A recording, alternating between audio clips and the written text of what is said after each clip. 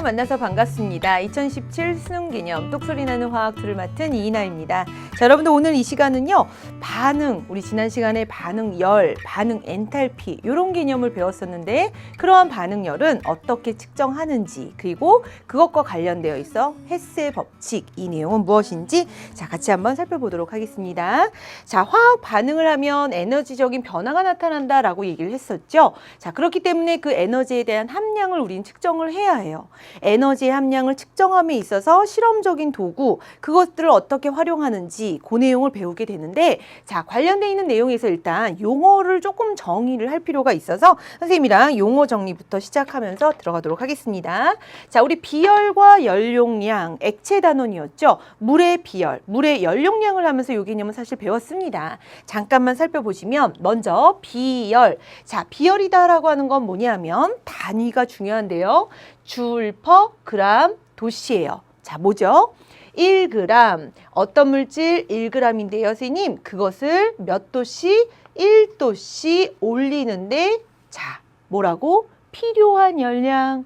그 말은 뭘까요? 그렇죠. 어떤 물질 1g 1도씨 올리기 쉽니 어렵니? 그렇게 본 거랑 마찬가지다라고 하는 개념. 그렇기 때문에 비열이라고 하는 건요. 그 물질의 고유한 특성입니다. 그 물질만의 고유한 특성이기에 물질의 종류에 따라 달라지게 되는 것이고 자, 여기서 업그레이드된 연용량, 연용량이다 라고 하는 건 뭐냐 하면 대문자 C로 표현을 합니다. 자, 이때는요. 단위를 한번 보세요. 아까 비열의 단위는 줄 퍼 그램 도씨 1g 1도씨 올리는데 필요한 열량. 자, 그런데 이번에 연용량의 단위는 줄 퍼 도씨이더라. 자, 여기서 뭐가 없어졌죠? 그람이 없어졌어요.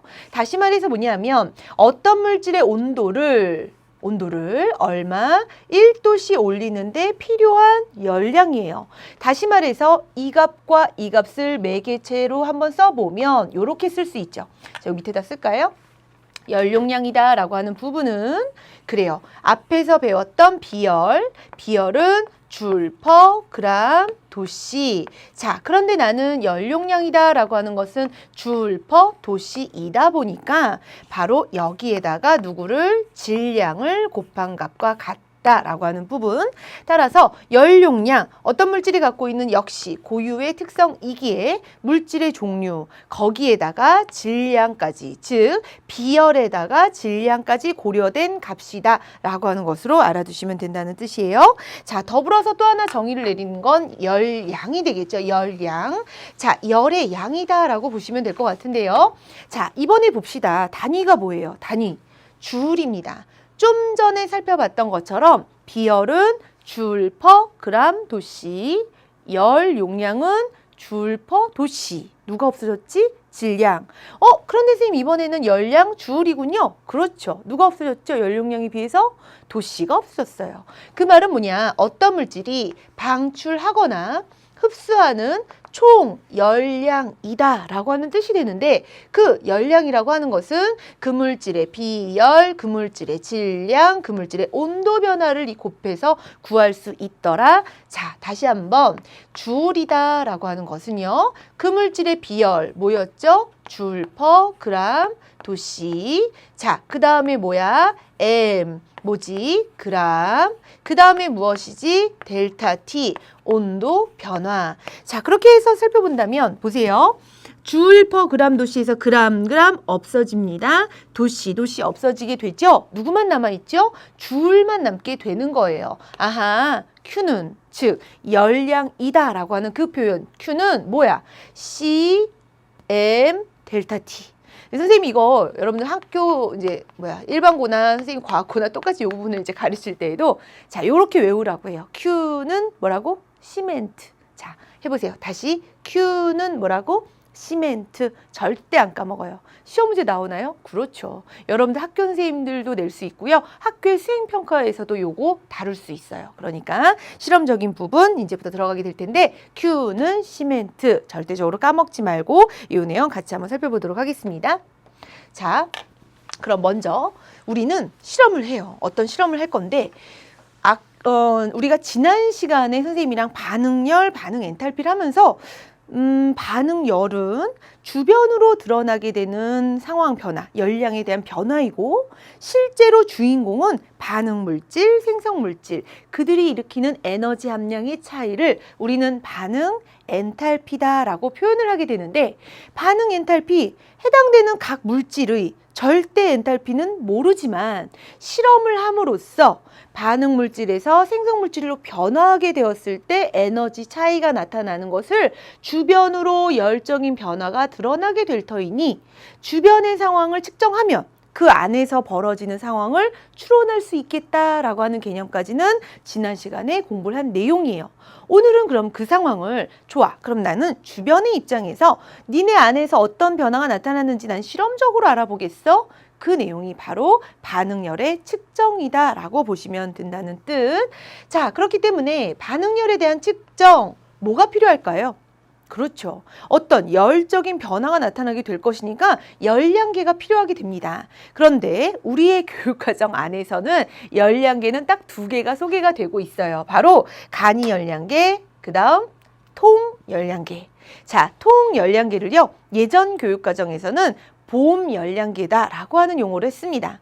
그런데 교육과정 바뀌고 나서 통열량계라고 하는 개념으로 이름으로 명칭으로 바뀌게 되었고, 자, 그 다음 우리는 기본적으로 학교 현장에서는 이렇게 간이 열량계를 주로 많이 쓴다라고 보시면 되는 거예요. 그러니까 시작하기에 앞서서 이거 사실 어때요? 간이 열량계 굉장히 오차가 많습니다. 실질적으로 반응 엔탈피에 일어나는 값하고 비교해보면 오차율이 크게 되는데 어쨌든 화학 반응을 하면서 에너지적인 부분을 측정했다라고 하는 부분에 그냥 의의를 둔다라고 보시면 되는 거예요. 자, 그러면 시작해 보도록 할까요? 첫 번째, 열량계다라고 하는 건 뭐냐? 화학 반응에서 출립하는 있어서의 열량을 측정하는 장치다. 제목 보세요. 제목. 간이 열량계. 뭐야? 간단하게 하기 쉽게 나는 하겠다라는 뜻이 되겠죠. 자, 어떤 상황이냐면 예를 들어서 지금 나와 있는 이 그림은요. 알코올 램프 안에서 지금 알코올의 연소율을 측정하겠다는 의도예요. 그럼 이건 어떻게 했어? 네, 얘를 상대적으로 물하고 즉 물을 주변에다 두는 것이죠. 그래서 얘가 내놓는 열이 누구한테 가게 해? 물에게 온통 전달이 되게 해주는 거예요. 그러면 알코올 램프 안에서 알코올이 나타내는 연소 열이 누가 다 가져갔지? 물이 데워지면서 물이 그 열량 다 가져갔다라고 가정하는 거죠. 자, 주변에 그래서 간단하게 스티로폼 컵이나 아니면 어떤 컵 열량계 이렇게도 표현을 하게 되는데 이러한 심플한 열량계에서의 원리는 가장 기본적이게 화학 반응에서 발생하는 그 열이 누구로 간다. 열량계 안에 있는 온통 누구한테로 물한테 모두 흡수한다라고 하는 그러한 가정을 두었다라고 보시면 되는 것이죠. 자, 그러면 우리 반응열의 계산 도대체 어떻게 하면 될지 그 내용 한번 같이 들어가 보도록 하겠습니다. 자, 반응에서요. 지금 아까 좀 전의 상황은 알코올 램프 안에서의 알코올이 연소되는 상황이었죠. 그 연소될 때 나타내는 열량을 누가? 그렇죠. 바로 간이 열량계 안에 누구? 물이 야, 네가 내놓는 거 내가 온통 다 가져갈 거야. 그럼 여러분들이 열량이다라고 하는 개념을 Q는 누구? 시멘트라고 했던 것처럼 온통 물이 가져갔다라고 했기 때문에 연료가 내놓는 열을 누가? 시물, 즉 물의 비열. 자, 그 다음 누가? 물의 질량. 그 다음 누구? 그렇죠. 물의 온도 변화를 측정한다라고 보시면 되는 거예요. 그래서 이때 그러면 물론 주변으로 나가는 거 있겠지. 하지만 나는 온통 다 물에게 줬어요. 네, 물의 비열. 그 다음 물의 질량을 측정해야 될 것이고 물의 비열을 알아야 될 것이고 물의 온도 변화를 측정해주면 된다라고 하는 개념으로 알아두시면 되는 것이죠. 여기서 주의할 부분이 있어요. 이 실험을 했을 때 지금 단위가 뭘지를 고민해 보세요. 우선 비열은 줄 퍼 그람 도씨였습니다. 물의 질량이 있었기 때문에 그람이 곱해지게 되겠죠. 거기에다가 온도 변화 측정을 했기 때문에 도씨가 있었을 거예요. 그 말은 누구지? 그렇죠. 줄만 남았다. 그런데 문제에서는 꼭 이렇게 줍니다. 그냥 안 주고요. Q, 연료, 뭐 예를 들면 좀 전에 봤던 알코올 램프에서 만약에 에탄올이면 에탄올, 메탄올이면 메탄올. 그들이 나타내는 연료인데요. 줄 퍼 그람 혹은 줄 퍼 몰 이렇게 줘요. 그럼 여러분들 여기서 다 구해놓고 여기서 틀려오죠. 여기서 틀리면 너무 억울하단 말이에요. 뭐냐면 이때 그람 혹은 몰 이거에 해당하는 것은 물이 아니야. 뭐야? 연료죠, 연료. 내가 어떤 연료를 했을 땐 연료, 내가 어떤 다른 것을 했을 땐 다른 그 성분에 대해서 각각의 그람과 그 다음 몰, 어떤 걸 물어보냐에 따라서 해당되는 단위로 맞춰줘야 된다라고 하는 부분만 조심히 마무리를 지으시면 되는 것입니다. 자, 그럼 이제 통열량계 볼까요? 앞에서 봤던 것처럼 사실은 간이열량계는 굉장히 오차가 많다라고 했었죠. 선생님도 학교 현장에서 마찬가지로 실험을 하면서 얘들아 이거 오차가 많아. 대신에 오차를 줄이기 위해서 실험을 어떻게 해야 될지를 설계해라고 가르칩니다. 자, 오차를 줄이기 위한 또 다른 방법 통열량계가 되겠죠. 통열량계는 뭐냐면 이런 거예요. 반응계, 즉 어떤 반응을 시키는데 주변을 에워싸고 있는 건 물이고요. 자, 이건 이미 내가 고안된 장치예요. 그래서 이 장치의 고유한 열량, 다시 말해서 내가 반응을 해놓으면서 내놓는 열이 간이열량계는 그냥 물만 가져갔다라고 생각을 했는데 지금의 상황은 물과 더불어서 그 열량계가 가져갔다라고 한 번 더 보완을 해줬다라고 보시면 되는 것이죠. 통열량계는 사실 선생님도 학교 현장에는 이 통열량계는 없습니다. 그래서 사실 이거 이론적으로만 보여주는 게 좀 안타까운데요. 어찌됐든 이 과정 어떤 걸로 해야 되는지 같이 한번 살펴보도록 할게요. 자, 먼저 화학 반응에서 발생하는 그 열량계예요. 그 열량이라고 하는 부분이 열량계와 그리고 그 안에 있는 누구? 물이 모두 다 가져간다, 모두가 흡수했습니다 라고 본다는 뜻. 자, 그렇기 때문에 반응에서 발생한 열량, 즉 Q라고 하는 것은 누구로? 통열량계와 그 다음 누구? 그 안에 있는 물이 얻은 열량과 같더라. 그럼 여러분들 머릿속에서는 배웠던 거 Q는 뭐라고? 시멘트 이것을 떠올려라 라고 하는 부분. 자, Q의 연료 그러면 이것을 우리는 어떻게 정의를 하면 되느냐? 배운 대로 하시면 되는 거예요. 자, 해볼게요. 먼저 C 누구? 통열량계. 자, C통, M통 그 다음 뭐야? 델타 T통. 자, 이것만 있나요? 아니죠. 이거는 열량계가 얻은 열량. 그럼 물이 얻은 열량을 뭘로 하면 되나요? C물, M물. 자, 그 다음 뭐야? 델타 T물. 그래서 우리는 그들을 서로 뭐 해준다? 더해준다. 여기까지. 자, 그 다음에 잠깐만 그림으로 가볼게요. 그러면 보세요. 통열량계가 얻은, 그럼 통열량계의 온도 변화? 화학에서는 이러한 온도 변화, 열적인 평형이, 온도의 평형이 이루어졌다라고 가정합니다. 그렇기 때문에 통의 열량계의 온도 변화다라고 하는 이 부분에 있어서 이 개념을 어떻게 적용할 수 있냐 하면 누구의? 그렇죠. 물의 온도 변화와 같습니다라고 볼 수 있는 거예요. 그리고 선생님이 앞에서 언급했던 것처럼 통열량계는 이미 우리가 고안된 장치예요. 그래서 열량계 자체의 자, 비열과 질량을 곱한 값 뭐라고 했죠? 열 용량. 그래서 통열량계 고유의 열 용량 값은 이미 나와 있는 값입니다. 그러니까 그 값 뭐하러 구해? 우리가 그냥 있는 거 데이터 가져와서 쓰면 되는 것이죠. 따라서 이 내용을 한번 정리를 해보자면 이렇게 정리를 할 수 있을 것 같아요. 통열량계의 누구? 열 용량.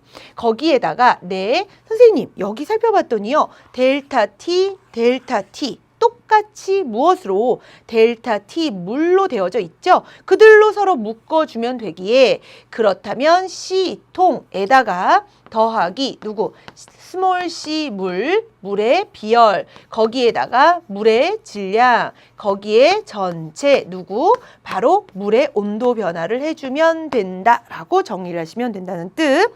자, 어려운가요? 어렵지 않아요. 선생님이 여러분들한테 사실은 항상 얘기를 하지만 선생님도 외우는 거 싫어하고 여러분들한테 외우기 하기도 싫어요. 그래서 요거 하나만 기억합니다. 무엇?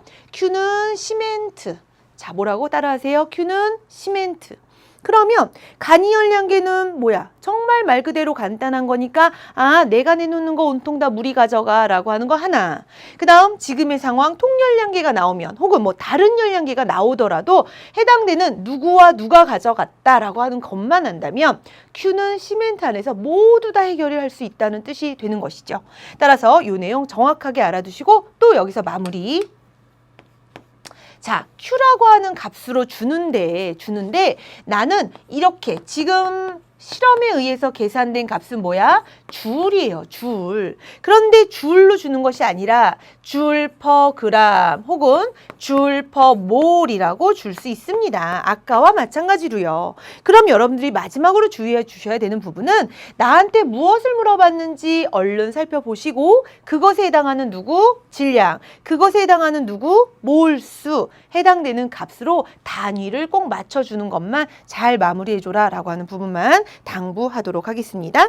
자, 이렇게 간이열량계와 통열량계에 해당하는 내용을 배웠는데요. 자, 사실은 선생님이 지난 시간에 얘기했던 것처럼 화학에서 너무나 중요한 거.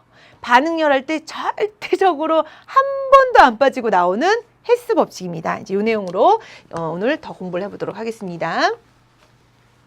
이제 헬스 법칙. 사실은 이제 학생들이 이 부분을 막 가르치면 실컷 앞에서 반응열 측정 실험 재미나게 했거든요. 실험하고 얘들아 오늘 배울 내용은 헬스 법칙이 하면 일단은 딱 인상을 찡그려요. 왜? 법칙이거든요. 법칙. 뭔가의 법칙을 하면 머리가 아프고 답답하죠. 근데 절대 그런 거 아니에요. 헬스 법칙은 우선 총열량 불변의 법칙이라고 합니다. 헬스 법칙, 왜 총열량 불변 법칙이 나왔느냐? 잠깐만 볼게요. 먼저 흑연을 연소시킵니다. 그럼 뭐가 될까요? 그렇죠. 지난 시간에 배웠던 것처럼 이산화탄소가 되겠죠. 그때 나타나는 열량 변화를 봤더니 마이너스 393.5였습니다. 자, 그런데 이번에는요. 흑연을 궁금한 거예요. 불완전 연소 시켜볼까? 자, 불완전 연소 시켰을 때요. 어떤 이미 상황에서. 근데 여러분 생각해 보세요. 불완전 연소시키는 건 굉장히 어렵습니다. 어떤 거는 완전 연소가 되고 또 어떤 건 불완전 연소 상태가 되겠죠. 그래서 암만 실험으로 이 값을 얻고 싶은데 실험으로 할 수가 없어요. 헐, 그럼 선생님 이거 어떻게 해야 되나요? 이거 모르나요? 모르죠. 그런데 우리한테 어떤 데이터가 있냐면 일산화탄소 성분으로 연소를 시켜보니 이산화탄소가 됐을 때 실험적으로 이 값이 얻어졌대요. 좋아, 오케이. 그렇다면 이 값은 이들을 이용해서 구할 수 없을까요? 구할 수 있다라고 하는 그 내용이 바로 헬스 법칙, 즉 총열량 불변의 법칙을 이용해서 구할 수 있음을 보였다라고 하는 내용이 되겠습니다. 무슨 내용인지 그림 통해서 다시 한번 확인해 보도록 할게요. 다음 그림을 보시면 이거예요. 자, 뭐냐? 우리가 이런 표현을 했었어요. 반응 엔탈피. 엔탈피라고 하는 것은 상태함수다라고 하는 표현을 했었죠.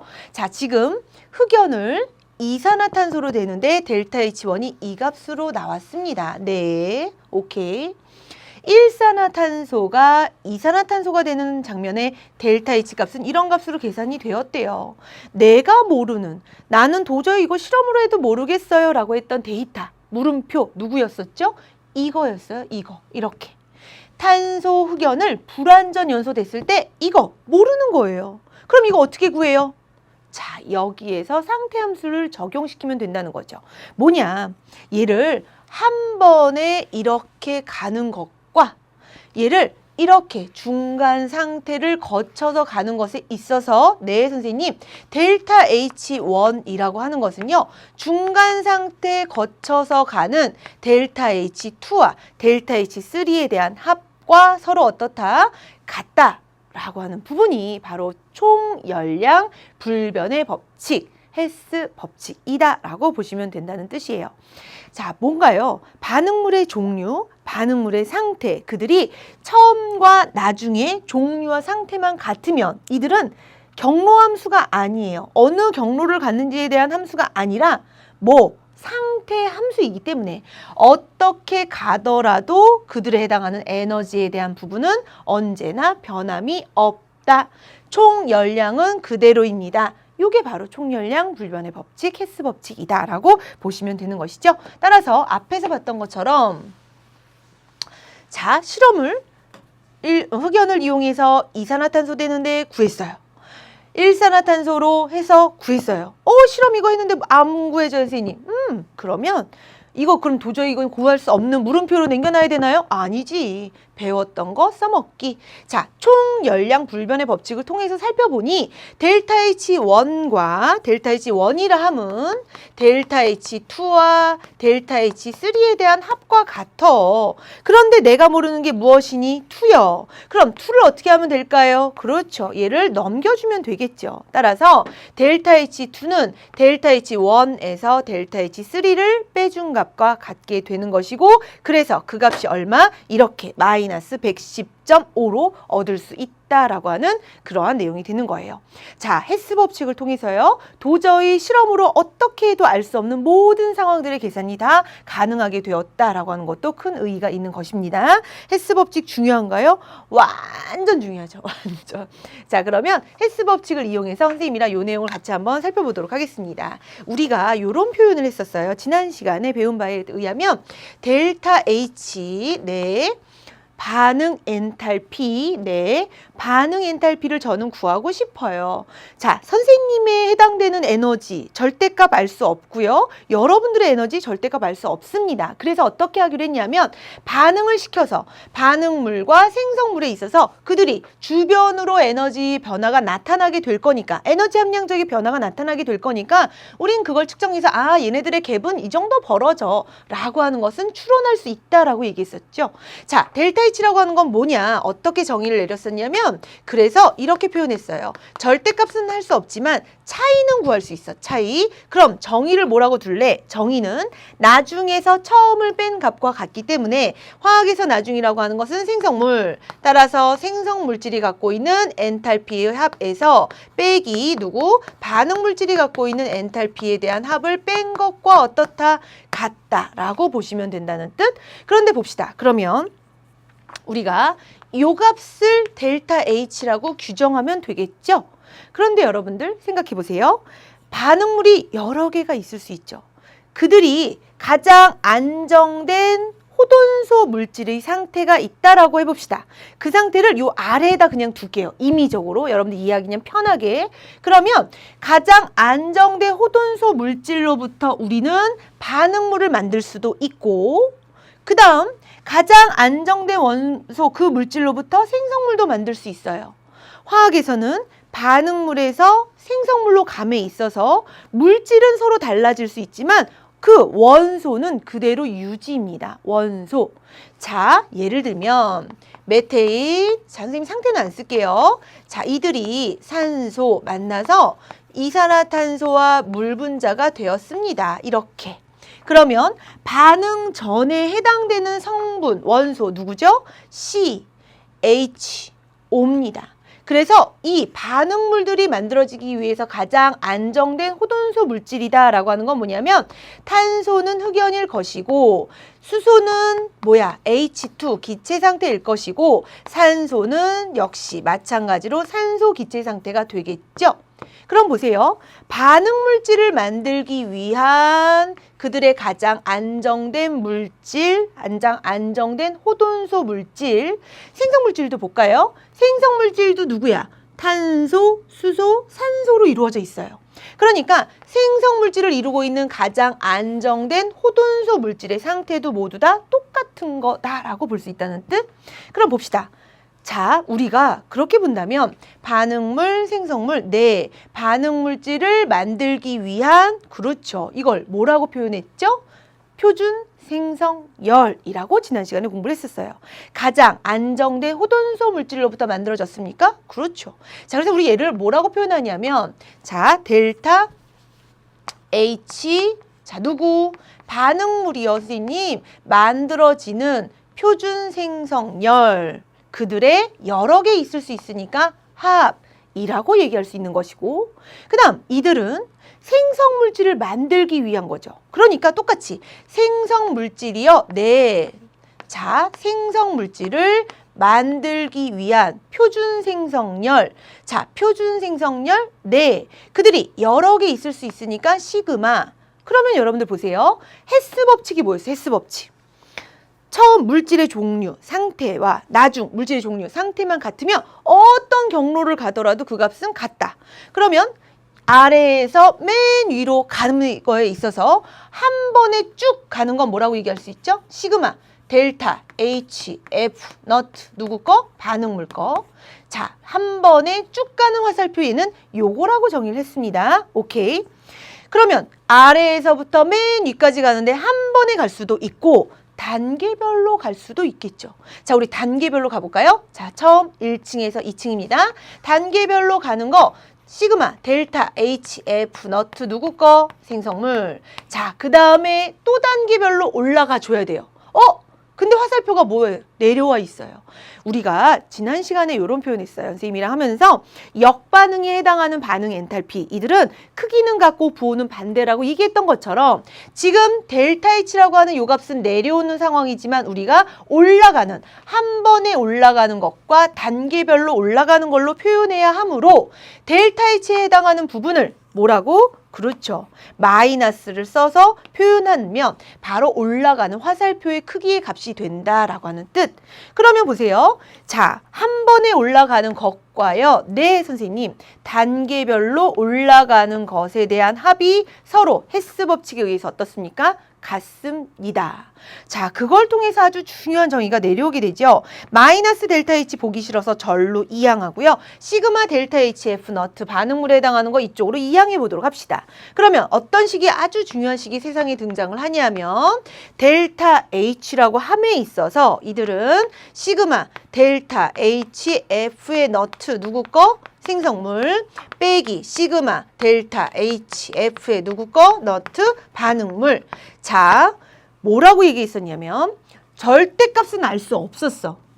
그래서 우리는 실험을 통해서 그들에 해당하는 델타 H를 구할 수 있어 라고 지난 시간에 얘기를 했었어요.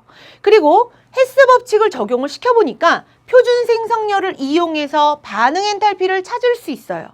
표준 생성열을 이용한 반응 엔탈피, 굳이 실험을 하지 않아도 생성열만 있으면 그걸 이용해서 해당되는 각 물질이 어떻게 엔탈피가 나타날지를 구할 수 있다라고 하는 뜻이 되겠죠. 따라서 다시 한번 정리 중요합니다. 델타 H는요. 델타 HF의 너트 누구 거에서? 생성물 거에서. 자, 누구 거를 빼라? 반응물 거를 빼줘라 라고 하는 거 너무 중요합니다. 너무 중요하니까 꼭 기억을 해두시길 바라고요. 자, 그럼 선생님이랑 이것과 관련돼 있어서 문제는 어떻게 풀면 좋을지 문제 지금부터 다뤄보도록 하겠습니다.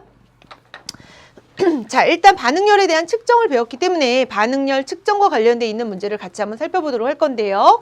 2014학년도 대수능 문제 5번이었습니다. 문제를 보시면 0.6g의 탄소가루와 자 0.6g 그러면 얘는 몰수가 얼마? 그렇죠. 바로 0.05몰의 탄소가루가 있군요. 라는 걸 알 수 있고 그것과 0.1몰의 산소기체를 강철 용기에 넣었다라고 하는 표현이 되어져 있죠. 열량계의 온도 T1을 측정을 하게 되고요. 점화장치로 이들을 모두 다 완전 연소를 시키고 난 후 그들에 해당하는 온도 변화를 역시 또 측정을 했더니 아하, 온도 변화가 이렇게 나타났군요. 그렇죠. 열량계에 해당하는 연용량이 얼마입니까? 40kJ/도시이다 라고 되어 있습니다. 자, 다시 말해서 이들의 상황은 보세요. 아까처럼 물이 놓여져 있는 상황도 있을 수 있고요. 지금 상황은 뭐죠? 그냥 얘가 내놓는 이 연소열이 열량계 자체가 연용량으로 열량계가 가져갔다라고 보시면 되는 거예요. 따라서 우리는 어떻게 두면 되느냐? 아까는 물이 가져갔나요? 네. 지금은 탄소가루가 내놓는 열량을 누가 열량계 자체에서 흡수해서 했습니다.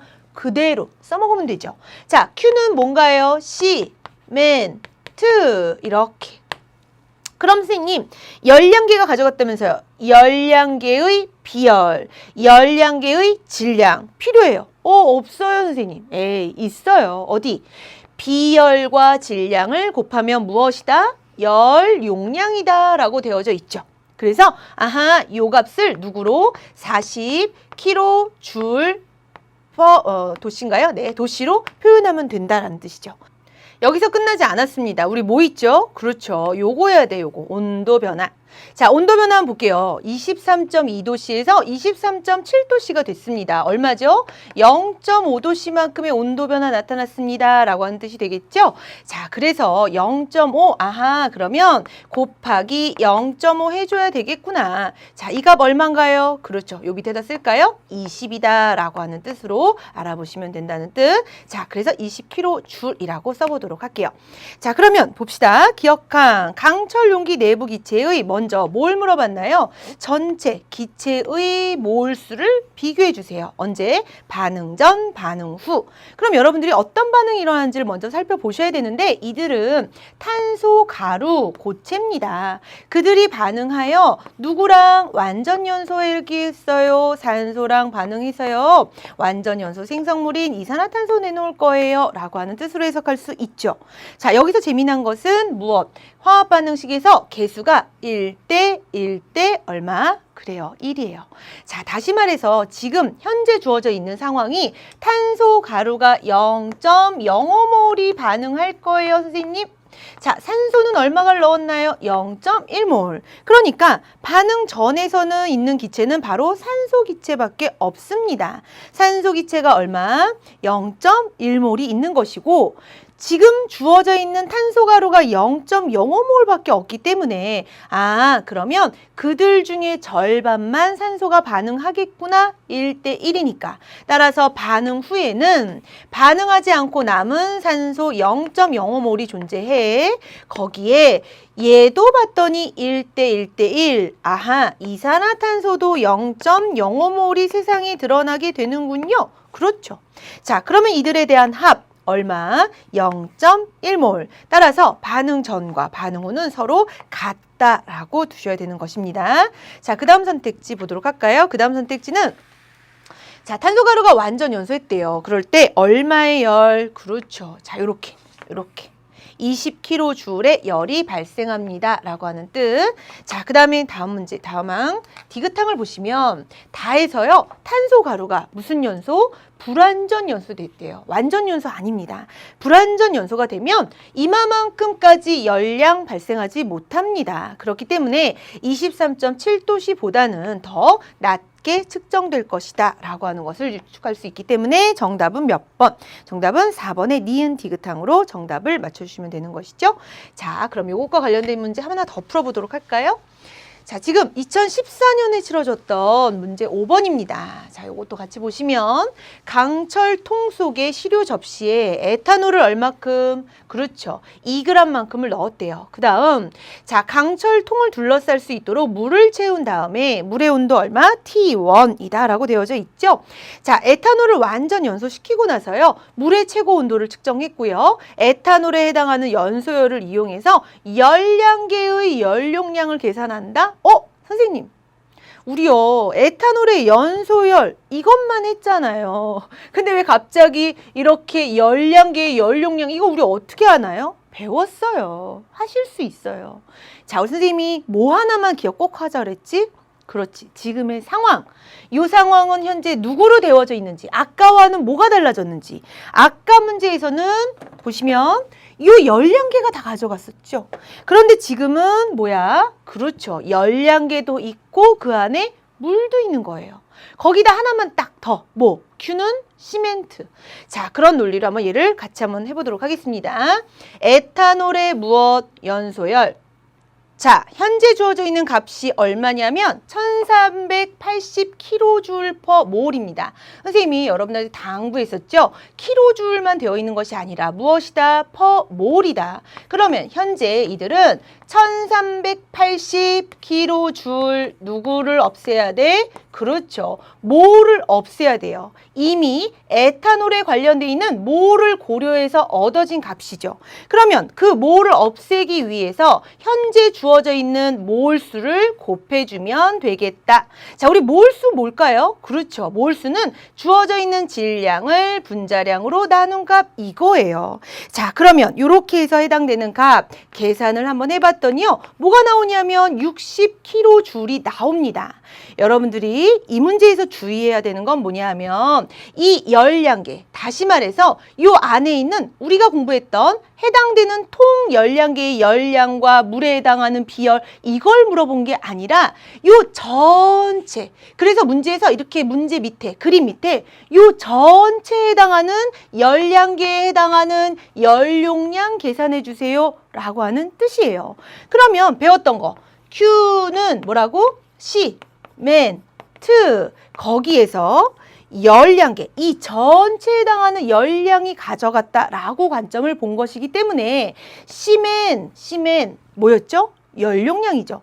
요거 물어본 겁니다. 요거 이렇게, 요거 X 요렇게, 이거 계산해 주세요 이거예요. 그러면 지금 우리가 뭐였어? 연소열에다가 몰수한 게 열량이었다면, Q였다면 뭘로 나눠줘야 되죠? 온도 변화. 그래서 킬로줄 퍼 도시의 값이 되었다라고 보시면 되겠습니다. 따라서 이들에 해당하는 차이는 얼마? 3도씨. 60kJ를요 3으로 나눠주면 되겠군요. 그렇죠. 자, 그래서 정답은 무엇이다? 20kJ per 도씨예요. 자, 단위가 되어져 있기 때문에 그 값은 20. 정답은 몇 번? 3번으로 정답을 맞춰주시면 되겠습니다.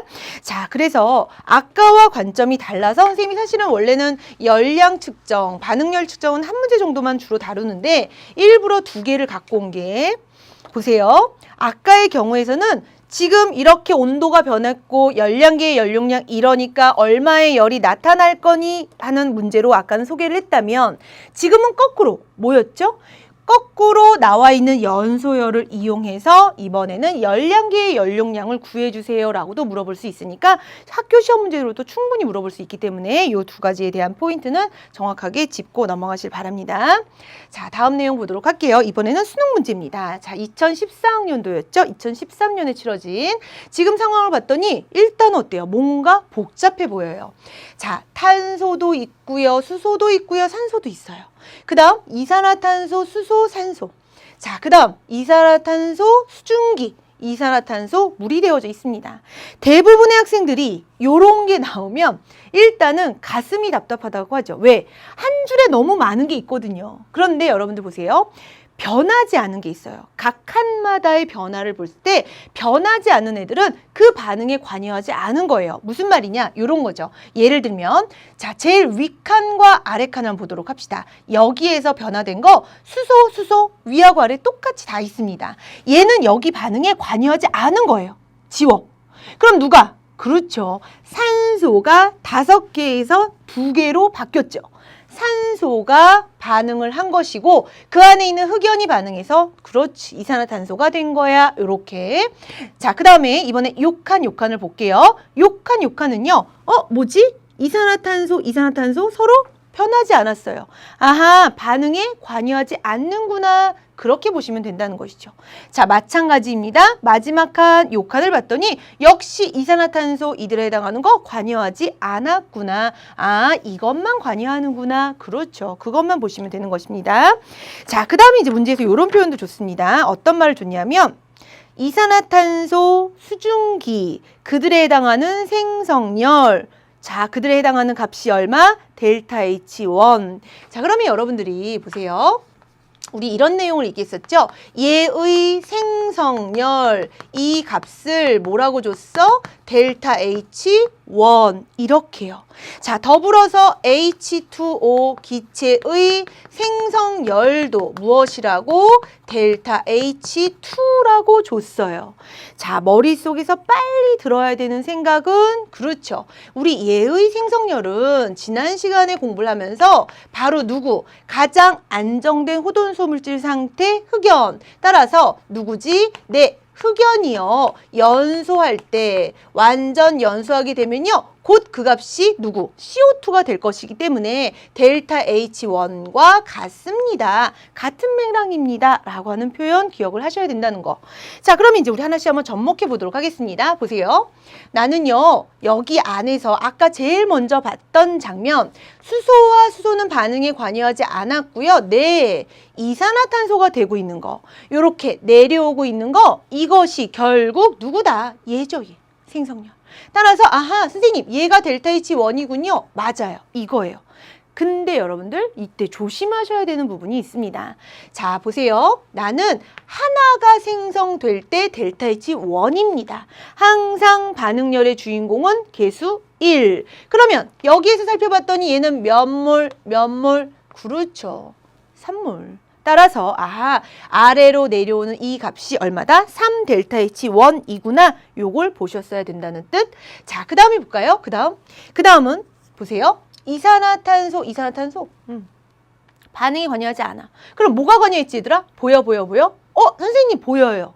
뭐? 가장 안정된 물질 수소, 산소가 만나서 수증기. 수증기 생겼어요. 수증기 생성력. 누구? 델타 H2. 자, 여기서도 조심하자고. 이들의 주인공이 1만큼 생길 때 해당하는 양인데 지금 얘는 얼마? 4. 따라서 이들은 4 델타 H2군요. 그렇죠. 이거예요. 자, 그러면 선생님이랑 이거 하나씩 이제 우리가 문제에서 주어져 있는 조건은 다 뒀으니까 하나씩 한번 살펴보도록 하겠습니다. 자, 먼저 기억항 H2O 리퀴드의 즉 액체 상태의 몰 증발열 구해달래요. 몰 증발열. 자, 몰 증발열은 뭘까요? 그렇죠. 요거예요. 요거. 자, 요거와 관련된 거 그러면 증발열 해당되는 몰 증발열 주인공 1. 그런데 주인공 얼마? 4.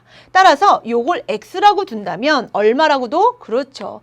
4X에 해당하는 양이 요거다라고 둘 수 있다는 뜻. 근데 여기서도 끝나지 않았습니다. 자, 어떤 걸 또 하나 우리는 더 고려를 해야 되냐면 H2O 리퀴드의 누구? 분해열이 뭐라고? 델타 H3라고 주었다는 뜻. 그러면 분해열은 뭘까요? 그렇죠. 요렇게 올라가는 거, 올라가서 성분 원소로 되는 거, 요게 바로 누구다? 얘와 관련이 되어져 있다. 그래서 선생님이랑 H2O의 분해열 몇 몰이요? 4몰이요. 올라가는 게 4 델타 H3다 라고 볼 수 있다는 뜻. 자, 그러면 이제 했어요. 헬스 법칙 했잖아. 헬스 법칙. 뭐였어? 종류, 상태. 그들이 처음에 종류와 물질의 종류 상태가 나중과 어때? 변함이 없고 서로 같으면 어떤 경로로 가더라도 똑같다. 그럼 보세요. 나는 자, 한 번에 올라가. 그게 뭐야? 4 델타 H3예요. 되셨나요? 자, 그거를 단계별로 올라가도 돼요. 단계별로 올라갔나요? 첫 번째 단계 4X, 두 번째 단계 화살표 방향 반대야. 그럼 역반응이라는 거야. 그러니까 다시금 화살표 방향을 바꿔주면 부호를 반대로 해주면 되는 거지. 따라서 마이너스 4 델타 H2가 서로 어떻다? 같다. 그렇게 본다면 이들을 어떻게 쓸 수 있어? 네, 4x는요. 4 델타 H2 더하기 4 델타 H3예요. 자, 그러다 보니까 이들에 해당하는 값 뭐라고 얘기해야 돼? 나는 4x가 필요한 것이 아니죠. x가 필요한 겁니다. 그러면 4로 다 나눠주면 델타 H2 더하기 델타 H3입니다. 이렇게 바꾸시면 된다는 뜻. 따라서 앞에 4배가 있는 것은 적절치 않다라고 정정해 두시면 될 것 같고요. 자, 그 다음에 니은항입니다. 과정 가에 해당하는 엔탈피 변화. 과정 가는 뭘까요? 그렇죠. 자, 여기에서 훅 내려오는 거였죠. 자, 우리 내려오는 장면 봅시다. 우선 3 델타 H1. 자, 그 다음에 뭐 여기에서 여기 내려오는 것이죠. 아까 올라가는 게 4 델타 H3였습니다. 내려오는 거는 그렇죠. 부호 반대만 해주면 되는 거니까 얘는 타당하다라고 하는 것을 알 수 있어요. 자, 그 다음에 또 재미난 거 3 델타 H1 찾아보세요. 3 델타 H1 여기요 선생님 잘했어요. 더하기 4 델타 H2 더하기 4 델타 H2 한 번 더 내려오라는 소리예요.